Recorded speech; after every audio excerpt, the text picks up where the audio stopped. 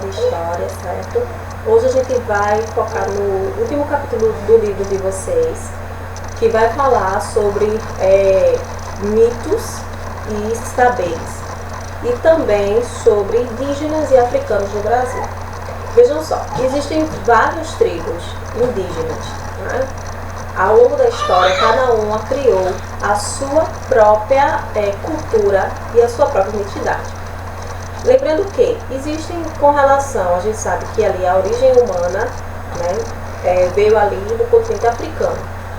Porém, a gente tem aí uma história que antecede a esses estudos. Esses estudos, eles são bem recentes comparado à história da criação do mundo, correto? Então, assim, hoje a gente sabe de várias coisas, né, cientificamente falando. Porém, há muito tempo atrás, os povos eles usavam a mitologia para explicar os fatos do cotidiano. Os fatos do cotidiano, como por exemplo, o surgimento do mundo, da humanidade, como chove e por que chove.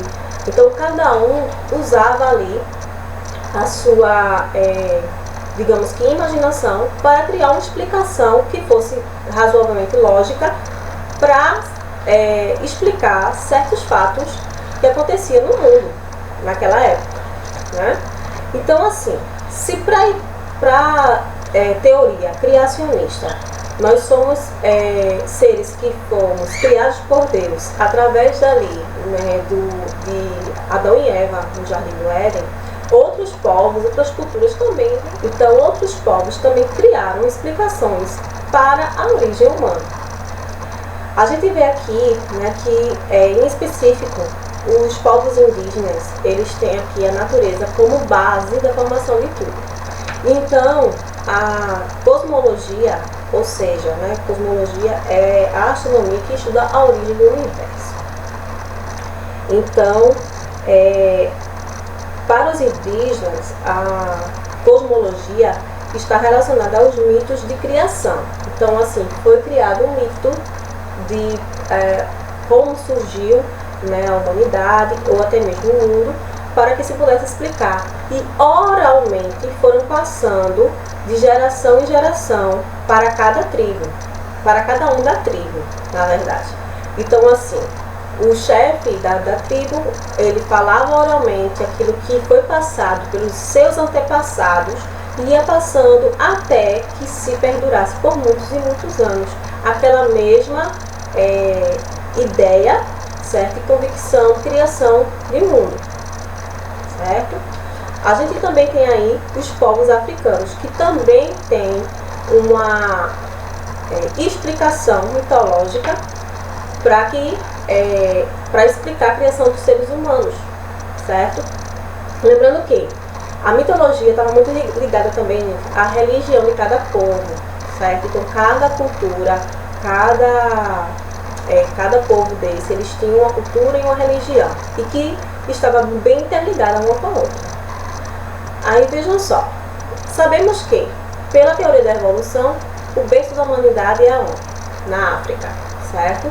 Então, a África é considerada o berço da humanidade, pois foram encontrados ali vestígios de seres humanos antigos ali naquele continente.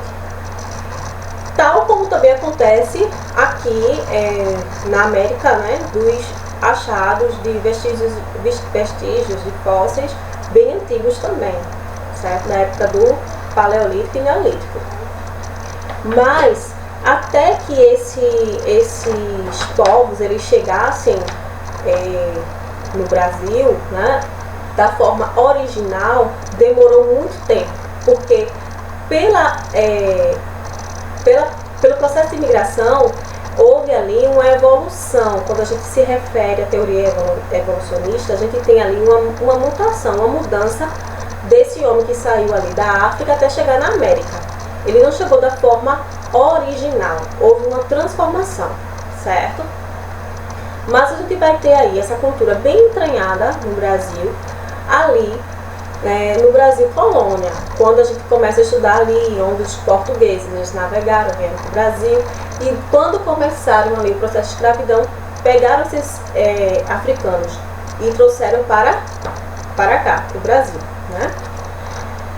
Então, é possível ver, né, que existem várias coisas que a gente utiliza hoje, né, tanto na cultura, na culinária, né, no dialético, e que são de origem indígena e que são de origem africana. Por quê? Porque são vestígios culturais que foram deixados há milhões de anos para que hoje a gente falasse sem nem perceber que está utilizando. E aqui no Brasil, a gente tem ali muitas religiões com matrizes africanas, que existem ali explicações também para explicar a origem humana e também a origem do mundo, certo? Aí vejam só, quando os africanos chegaram no país, foram forçados a se converter ao catolicismo, certo, gente? Por quê? Os nossos colonizadores, que eram europeus, eles já tinham adotado há muito tempo o cristianismo como a religião oficial, certo? Então, quando eles chegaram aqui, eles tiraram toda a cultura indígena que eles possuíam, né, que era uma cultura naturalizada, assim, mostrava que o Deus era o Deus Sol, a natureza era a mãe, enfim. Eles não tinham a noção de religião, certo? Inconsequentemente, eles cultuavam, né, as questões naturais que ali estavam em sua volta, mas eles não tinham noção de religião. Quando os europeus eles chegaram aqui, eles começaram a catequizar os indígenas. Então, desconstruíram todo aquele pensamento que os indígenas tinham de religião e colocaram ali o cristianismo. E foram assim que surgiram as primeiras igrejas, né? Também foi o momento da história em que os padres jesuítas vieram para cá com o intuito de catequizar esses índios e tudo mais. Porém, esse é um assunto de 7 em 1 ano, só estou dando só uma introdução, certo, gente? Mas, vejam só para vocês entenderem. Então, os africanos, quando eles chegaram aqui, eles também também tiveram esse processo de desconstrução religiosa. Eles tinham lá, né, a religião deles, africana, e quando eles chegaram aqui, eles não tiveram como cultuar esses mesmos deuses. Então, eles tiveram que se converter ao catolicismo. Aí, vejam só, eles praticavam a religião que recebeu contornos de sincretismo religioso, pois usavam imagens dos santos católicos para associá-los aos deuses de sua religião. Por que aconteceu isso? Dentro das grandes fazendas, dentro dos grandes engenhos, não era permitido que os negros eles cultuassem a sua religião. Então, o que acontecia? Para que eles não deixassem de cultuar os seus deuses, eles colocavam as imagens, meio que como se fosse do catolicismo, porém, existia ali um outro ritual envolvendo aquele santo, né, que eles cultuavam, e eles faziam tipo uma mistura de crenças ali, né, que colocava tanto um pouco do catolicismo, mas também colocavam fragmentos que adorassem os deuses que eles estavam dispostos a adorar, e ali eles faziam o seu culto, o seu ritual, certo?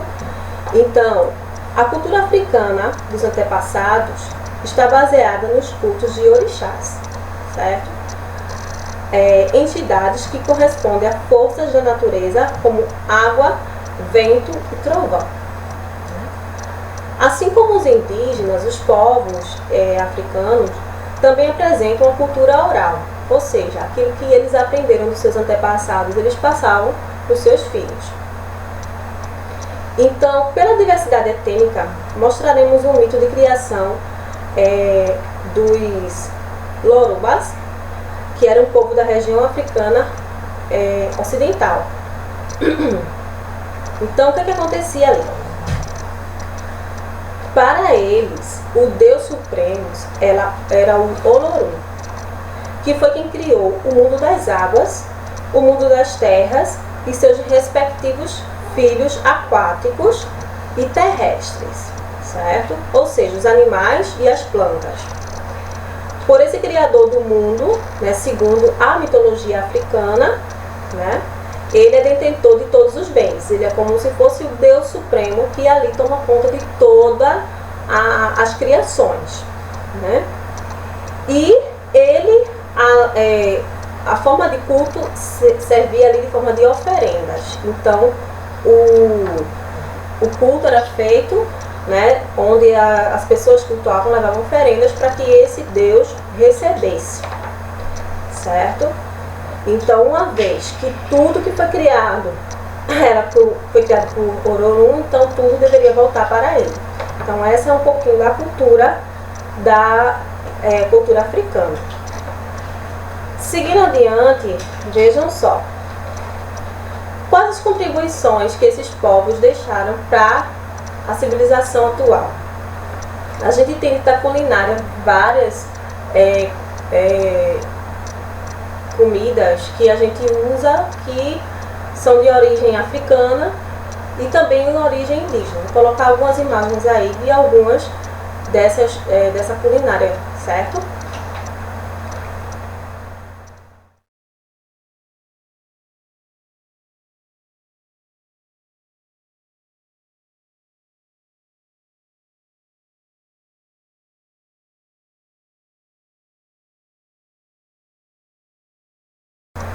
Bom, continuando.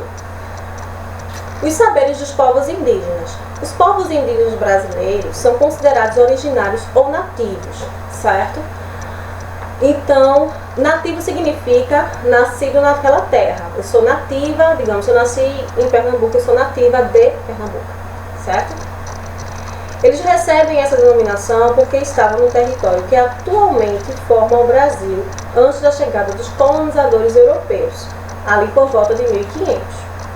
Conforme a teoria científica mais aceita, os primeiros grupos humanos cruzaram ali o Estreito de Bering, que a gente já viu no capítulo anterior, certo?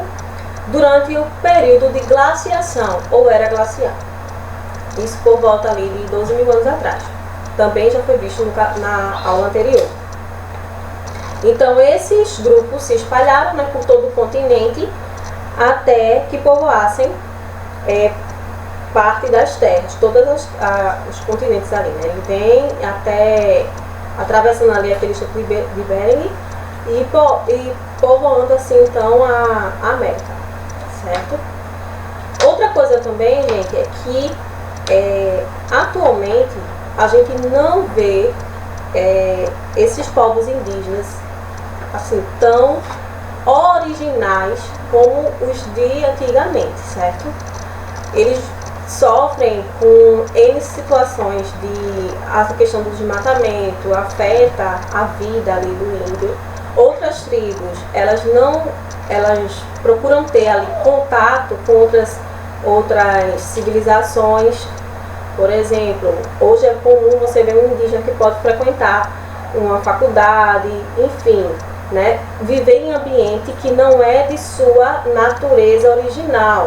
Eles podem frequentar, né, livremente outros locais sem ser específico da sua tribo, né? Então, essa mistura de povos, né, bem antes da chegada dos europeus, ela não existia. Então, essa miscigenação ela começou a partir do processo de colonização. Não só com a miscigenação com povos indígenas, mas também, com tempo depois, com povos africanos.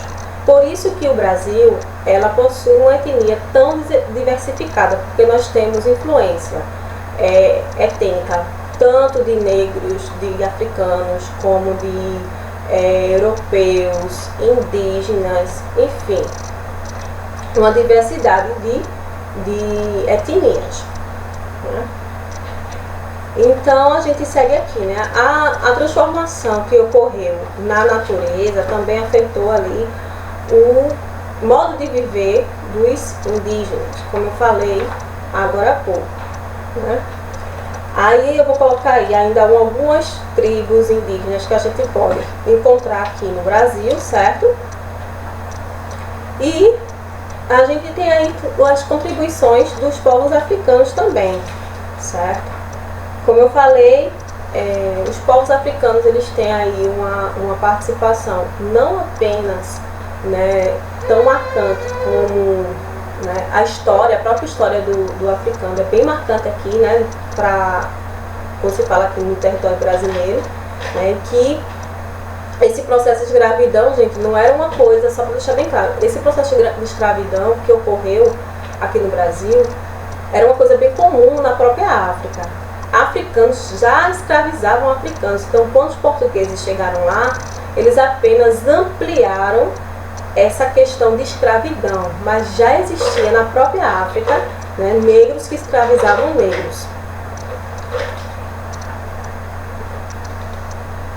Então, vamos só refrisar aqui, refrescamente, né, o que a gente pode falar, né, de mito, lá do iniciozinho, mito, que cada cultura, cada civilização buscou uma explicação para o quê? Para explicações da formação do mundo, né, da origem humana, enfim. Mas o que são esses mitos? São narrativas criadas a partir de pessoas, geralmente narrativas fantásticas, né, utilizadas pelas sociedades humanas para explicar situações de desenvolvimento humano, né? E as contribuições que isso foi deixado, né, a questão da oralidade, que cada civilização ela vai ali passando oralmente para que todos consigam levar o mais longe possível, né, essa mesma narrativa para os seus filhos, netos e assim sucessivamente. Então, na formação do povo brasileiro, a gente tem aí uma mistura étnica, né, para poder fazer com que o Brasil se formasse, né, de uma forma miscigenada. Então, a gente tem contribuições aí de africanos, de indígenas, europeus, e aí dá-se origem ao povo brasileiro.